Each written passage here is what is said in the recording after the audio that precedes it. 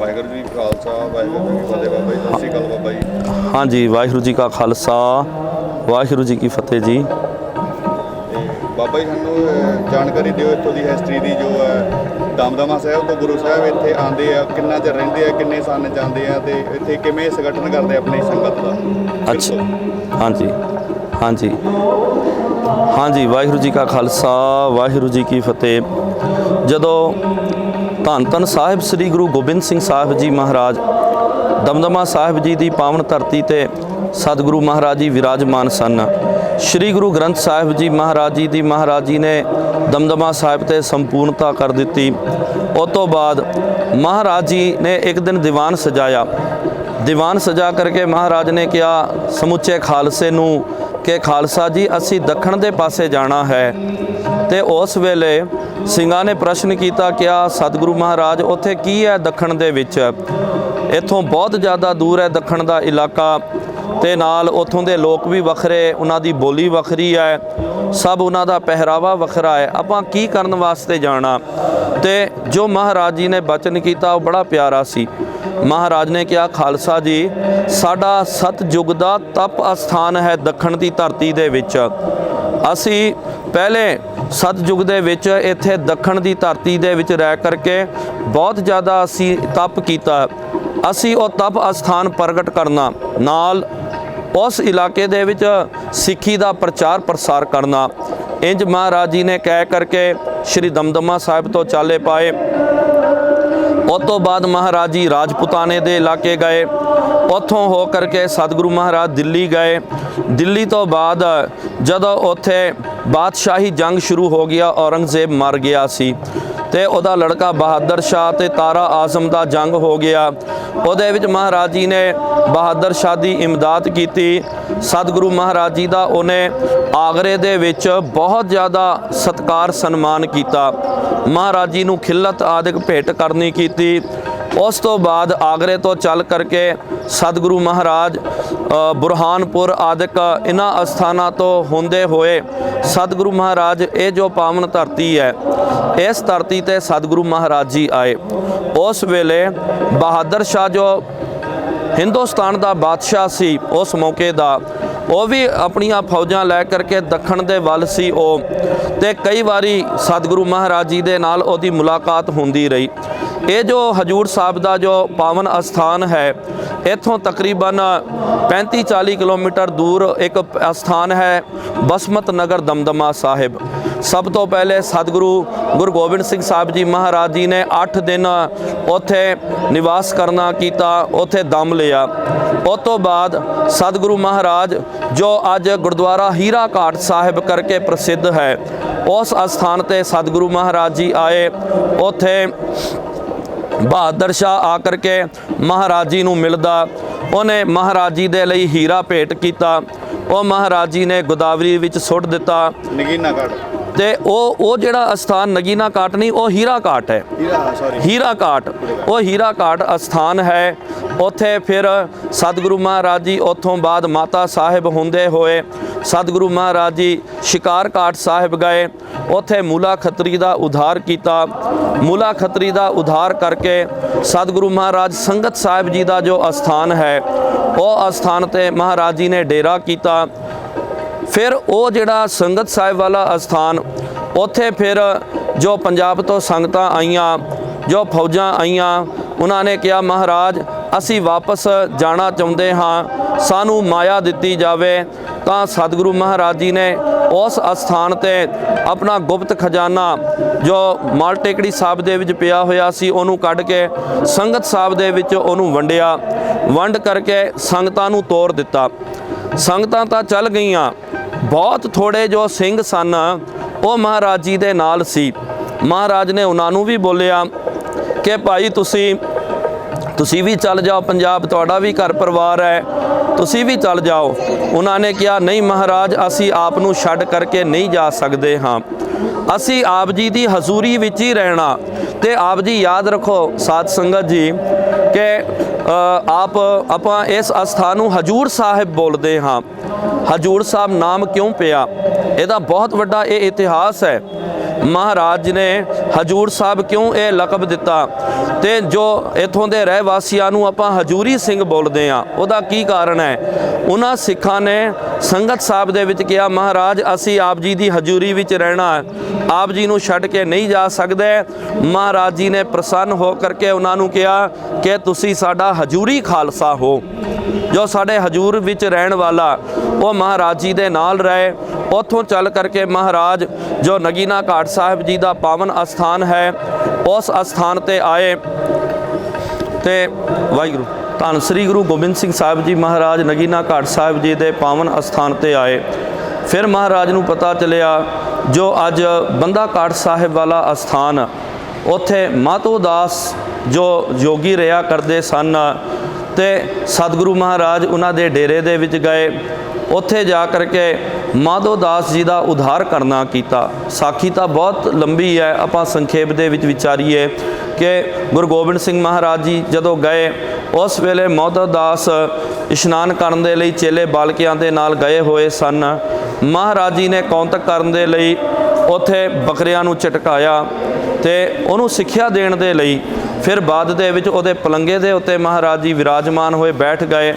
ਜਦੋਂ ਮਾਧੋ ਦਾਸ ਤੇ ਉਹਦੇ ਚੇਲਿਆਂ ਨੂੰ ਪਤਾ ਲੱਗਿਆ ਕਿ ਕੋਈ ਇਹੋ ਜਿਹੇ ਮਹਾਂਪੁਰਖ ਆਏ ਤੇ ਉਹਨਾਂ ਨੇ ਇਸ ਤਰ੍ਹਾਂ ਡੇਰੇ ਦੇ ਵਿੱਚ ਕੁਝ ਹਰਕਤਾਂ ਕੀਤੀਆਂ, ਮਾਧੋ ਦਾਸ ਭੱਜ ਕੇ ਆਇਆ ਤੇ ਉਹਨਾਂ ਨੇ ਸਤਿਗੁਰੂ ਮਹਾਰਾਜ ਜੀ ਨੂੰ ਫਿਰ ਪੂਰੀ ਆਪਣੀ ਸ਼ਕਤੀ ਲਾ ਕਰਕੇ ਵੇਖਿਆ, ਕਿਉਂਕਿ ਉਹ ਵੀ ਘੱਟ ਨਹੀਂ ਸੀ, ਬਹੁਤ ਕਰਾਮਾਤੀ ਸੀ ਮਾਧੋ ਦਾਸ।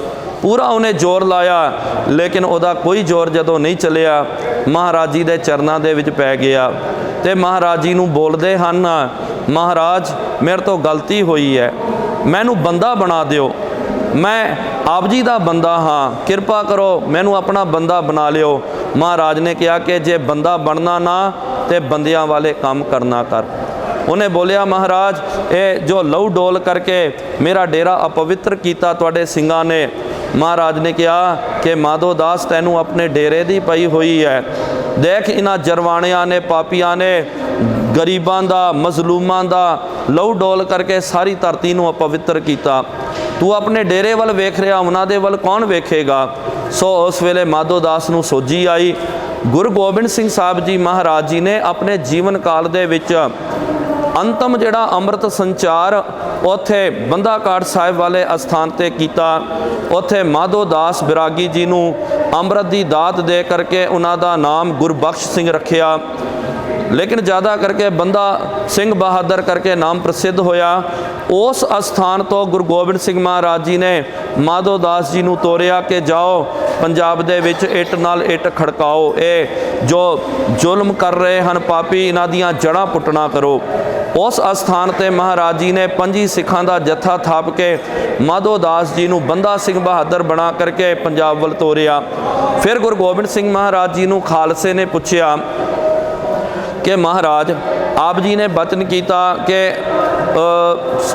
ਦੱਖਣ ਦੀ ਧਰਤੀ ਵਿੱਚ ਸਾਡਾ ਸਤਜੁਗੀ ਤਪ ਅਸਥਾਨ ਹੈ, ਉਹ ਕਦੋਂ ਆਪਨੇ ਪ੍ਰਗਟ ਕਰਨਾ। ਸੋ ਗੁਰੂ ਗੋਬਿੰਦ ਸਿੰਘ ਸਾਹਿਬ ਜੀ ਮਹਾਰਾਜ ਜੀ ਨੇ ਜੋ ਨਗੀਨਾ ਘਾਟ ਸਾਹਿਬ ਵਾਲਾ ਅਸਥਾਨ ਕਿਹਾ ਜਾਂਦਾ, ਉੱਥੋਂ ਮਹਾਰਾਜ ਜੀ ਨੇ ਤੀਰ ਚਲਾਇਆ ਤੇ ਕਿਹਾ ਖਾਲਸਾ ਜੀਓ ਜਿੱਥੇ ਇਹ ਜਾ ਕਰਕੇ ਤੀਰ ਵੱਜੇਗਾ ਉਹ ਸਾਡਾ ਸਤਜੁਗੀ ਤਪ ਅਸਥਾਨ ਹੋਵੇਗਾ। ਜਦੋਂ ਤੀਰ ਚਲਾਇਆ ਉਹ ਤੀਰ ਇਸ ਅਸਥਾਨ ਤੇ ਆ ਕਰਕੇ ਜਦੋਂ ਵੱਜਿਆ ਤੇ ਇੱਥੇ ਫਿਰ ਉਸ ਵੇਲੇ ਤੁਰਕਾਂ ਦਾ ਇਹ ਅਸਥਾਨ ਸੀ ਤੇ ਸਤਿਗੁਰੂ ਮਹਾਰਾਜ ਜੀ ਨੇ ਸਿੱਖਾਂ ਨੂੰ ਕਿਹਾ ਕਿ ਭਾਈ ਇਹ ਥਾਂ ਨੂੰ ਪੁੱਟਣਾ ਕਰੋ, ਇਹਦੇ ਵਿੱਚੋਂ ਇਹ ਨਿਸ਼ਾਨੀਆਂ ਜੇ ਮਿਲ ਗਈਆਂ ਤੇ ਸਮਝੋ ਇਹ ਸਾਡਾ ਸਤਜੁਗੀ ਤਪ ਅਸਥਾਨ ਹੈ। ਜੋ ਜੋ ਮਹਾਰਾਜ ਜੀ ਨੇ ਨਿਸ਼ਾਨੀਆਂ ਦਸੀਆਂ ਉਹ ਨਿਸ਼ਾਨੀਆਂ ਇਹ ਜੋ ਪਾਵਨ ਤਖਤ ਸਾਹਿਬ ਜੀ ਦਾ ਅਸਥਾਨ ਹੈ ਇਹਦੇ ਵਿੱਚੋਂ ਉਹ ਨਿਸ਼ਾਨੀਆਂ ਪ੍ਰਗਟ ਹੋਈਆਂ। ਫਿਰ ਬਹੁਤ ਸਾਰੀ ਮਾਇਆ ਦੇ ਕਰਕੇ ਉਹਨਾਂ ਮੁਸਲਮਾਨ ਵੀਰਾਂ ਨੂੰ ਮਹਾਰਾਜ ਨੇ ਕਿਹਾ ਕਿ ਤੁਸੀਂ ਆਪਣਾ ਅਸਥਾਨ ਦੂਜੇ ਪਾਸੇ ਬਣਾ ਲਓ। ਫਿਰ ਸਤਿਗੁਰੂ ਮਹਾਰਾਜ ਜੀ ਨੇ ਆਪਣਾ ਸਤਜੁਗੀ ਤਪ ਅਸਥਾਨ ਇੱਥੇ ਪ੍ਰਗਟ ਕਰਨਾ ਕੀਤਾ। ਫਿਰ ਉਹਨੇ ਕੋ ਦਿਨਾਂ ਦੇ ਵਿੱਚ ਕੀ ਹੋਇਆ ਕਿ ਖਾਸ ਕਰਕੇ ਦੋ ਪਠਾਨ ਜੋ ਭੇਸ ਬਦਲ ਕਰਕੇ ਕਿਹਾ ਜਾਂਦਾ ਕਿ ਜਿਨ੍ਹਾਂ ਨੂੰ ਸੂਬਾ ਸਰਹੰਦ ਨੇ ਭੇਜਣਾ ਕੀਤਾ ਸੀ ਕਿ ਮਹਾਰਾਜ ਜੀ ਨੂੰ ਵੇਖ ਕਰਕੇ ਮਹਾਰਾਜ ਜੀ ਨੂੰ ਉੱਤੇ ਜਾਨਲੇਵਾ ਹਮਲਾ ਕਰਕੇ ਸਤਿਗੁਰੂ ਮਹਾਰਾਜ ਜੀ ਨੂੰ ਖਤਮ ਕੀਤਾ ਜਾਵੇ। ਉਹ ਦੋ ਪਠਾਨ ਜਮਸ਼ਦ ਖਾਨ ਤੇ ਗੁਲ ਖਾਨ ਇਹ ਨਾਲ ਹੀ ਸਨ। ਇੱਕ ਦਿਨ ਮੌਕਾ ਵੇਖ ਕਰਕੇ ਉਹਨਾਂ ਨੇ ਰਾਤ ਦੇ ਵਿੱਚ ਮਹਾਰਾਜ ਜੀ ਦੇ ਉੱਤੇ ਹਮਲਾ ਕਰ ਦਿੱਤਾ। ਸਤਿਗੁਰੂ ਮਹਾਰਾਜ ਜੀ ਨੇ ਇੱਕ ਨੂੰ ਤਾਂ ਥਾਈਂ ਝਟਕਾ ਦਿੱਤਾ, ਇੱਕ ਭੱਜ ਗਿਆ, ਸਿੱਖਾਂ ਨੇ ਉਹਨੂੰ ਫੜ ਲਿਆ, ਕਾਬੂ ਕੀਤਾ, ਉਹਨੂੰ ਸਜ਼ਾ ਦੇ ਦਿੱਤੀ। ਉਸ ਤੋਂ ਬਾਅਦ ਜੋ ਜਰਾ ਆਇਆ ਸੀ ਉਹਨੇ ਮਹਾਰਾਜ ਜੀ ਦਾ ਇਲਾਜ ਕੀਤਾ, ਟਾਂਕੇ ਲਾਏ ਗਏ ਤੇ ਮਹਾਰਾਜ ਜੀ ਦਾ ਜ਼ਖਮ ਵੀ ਠੀਕ ਹੋ ਰਿਹਾ।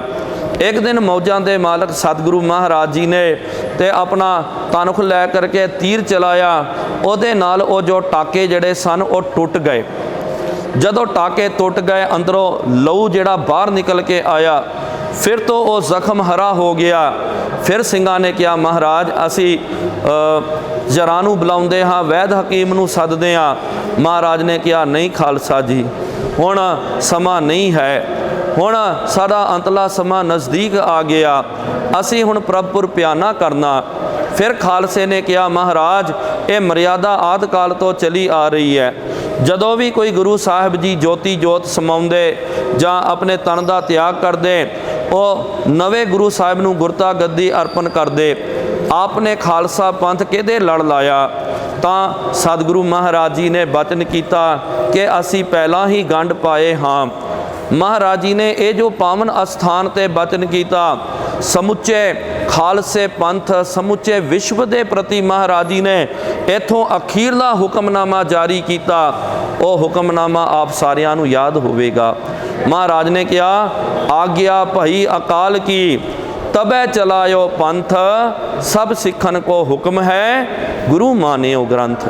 ਗੁਰੂ ਗ੍ਰੰਥ ਜੀ ਮਾਨਿਓ ਪ੍ਰਗਟ ਗੁਰਾਂ ਕੀ ਦੇਹ, ਜੋ ਪ੍ਰਭ ਕੋ ਮਿਲਬੋਚ ਹੈ, ਖੋਜ ਸ਼ਬਦ ਮੈਂ ਲੇ। ਇਹ ਹੁਕਮਨਾਮਾ ਇੱਥੋਂ ਮਹਾਰਾਜ ਜੀ ਨੇ ਜਾਰੀ ਕੀਤਾ। ਕਿਹਾ ਕਿ ਜਦੋਂ ਪਰਮਾਤਮਾ ਦੀ ਆਗਿਆ ਹੋਈ ਅਸੀਂ ਖਾਲਸੇ ਪੰਥ ਦੀ ਰਚਨਾ ਕੀਤੀ। ਹੁਣ ਤੁਹਾਡੇ ਗੁਰੂ ਧੰਨ ਸ਼੍ਰੀ ਗੁਰੂ ਗ੍ਰੰਥ ਸਾਹਿਬ ਜੀ ਮਹਾਰਾਜ ਜੀ ਹੋਣਗੇ। ਗੁਰੂ ਗ੍ਰੰਥ ਜੀ ਮਾਨਿਓ ਪ੍ਰਗਟ ਗੁਰਾਂ ਕੀ ਦੇਹ, ਇਹਨੂੰ ਪ੍ਰਗਟ ਗੁਰਾਂ ਕੀ ਦੇਹ ਜਾਣਨਾ। ਜਿਹੜਾ ਵੀ ਪਰਮਾਤਮਾ ਦੀ ਪ੍ਰਾਪਤੀ ਕਰਨਾ ਚਾਹੁੰਦਾ ਸੋ ਖੋਜ ਸ਼ਬਦ ਮੈਂ ਲੈ। ਗੁਰੂ ਗ੍ਰੰਥ ਸਾਹਿਬ ਜੀ ਦੇ ਵਿੱਚੋਂ ਜੋ ਸ਼ਬਦ ਹਨ ਉਹਨਾਂ ਦਾ ਅਭਿਆਸ ਕਰਕੇ ਉਹ ਰੱਬ ਦੀ ਪ੍ਰਾਪਤੀ ਕਰ ਸਕਦਾ।